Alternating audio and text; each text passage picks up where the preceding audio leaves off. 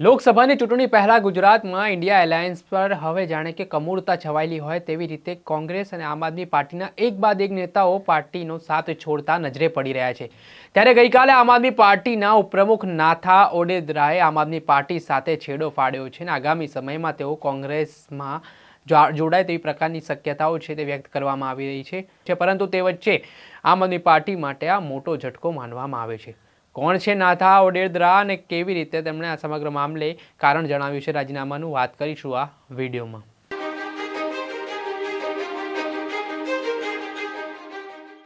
નમસ્કાર દર્શક મિત્રો, નવજીવન ન્યૂઝમાં આપનું સ્વાગત છે। હું છું ફૈઝાન।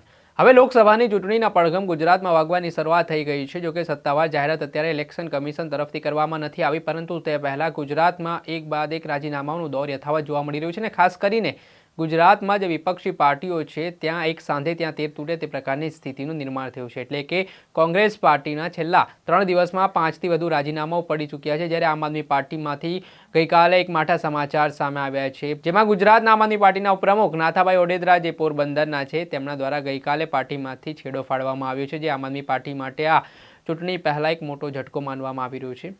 નાથાભાઈ ઓડેદરા દ્વારા આમ આદમી પાર્ટી ઉપર આક્ષેપ પણ કરવામાં આવ્યો છે કે પાર્ટી દ્વારા મને ખોટી રીતે દબાણ કરવામાં આવે છે। સાથે તેમણે રાજીનામા આપવા પાછળની જે નારાજગી છે તે દર્શાવવામાં આવી છે કે પોરબંદરની સીટ છે તે ઇન્ડિયા એલાયન્સ દ્વારા કોંગ્રેસને આપી દેવામાં આવતા તેમને આ રાજીનામું આપ્યું છે। તેમનું કહેવું એવું હતું કે કોંગ્રેસ અને આમ આદમી પાર્ટી વચ્ચે જે એલાયન્સ થયું છે તેમાં પોરબંદરની સીટ આમ આદમી પાર્ટીને મળવી જોઈએ, તેના માટે નાથાભાઈ ઓડેદરાએ આ સીટ ઉપર પોતાની દાવેદારી અને ઉમેદવારી માટે ઈચ્છા પણ વ્યક્ત કરી હતી। પરંતુ જે રીતે ગુજરાતમાં સીટ શેરિંગ થયું છે ને જેમાં 2 સીટો છે તે આમ આદમી પાર્ટીને મળી છે, તેના કારણે તેઓ નારાજ જોવા મળ્યા છે અને આગામી સમયમાં નાથાભાઈ ઓડેદરા વિશે એવી પણ ચર્ચાઓ અને અટકળો લગાવવામાં આવી રહી છે કે તેઓ કોંગ્રેસ પાર્ટીમાં જોડાઈ શકે છે। જી હા, વાત કરીએ તો તાજેતરમાં જ પોરબંદર સીટ પરથી કોંગ્રેસના પૂર્વ ધારાસભ્ય અર્જુન મોઢવાડિયાએ રાજીનામું આપી દીધું હતું ને હવે કોંગ્રેસ માટે પોરબંદર સીટ ખાલી પડી છે ને તેને લઈને કોંગ્રેસ પણ કોઈ નવા ચહેરાની શોધમાં જોવા મળી રહી છે।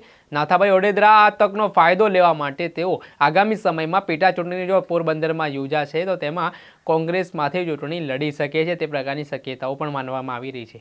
જોવાનું એ રહ્યું કે હવે આગામી સમયમાં કેવી રીતે રાજકીય સોગઠા છે તે નાથાભાઈ ઓડેદરા પોરબંદર સીટ પરથી ગોઠવે છે અને આગામી સમયમાં પોરબંદર સીટ પર કદાચ કે રીતનું સમીકરણ છે તે કોંગ્રેસ તરફથી કદાચ નાથાભાઈ ઓડેદરાને લોકસભાની ચૂંટણી પણ લડાવી શકે છે જો પોરબંદરથી નાથાભાઈ ઓડેદરા છે તે કોંગ્રેસમાં જોડાય। તમામ બાબતો ઉપર અત્યારે સવાલો છે ને પ્રશ્નાર્થ છે, પરંતુ તેના જવાબ આપણને ભવિષ્યમાં મળશે।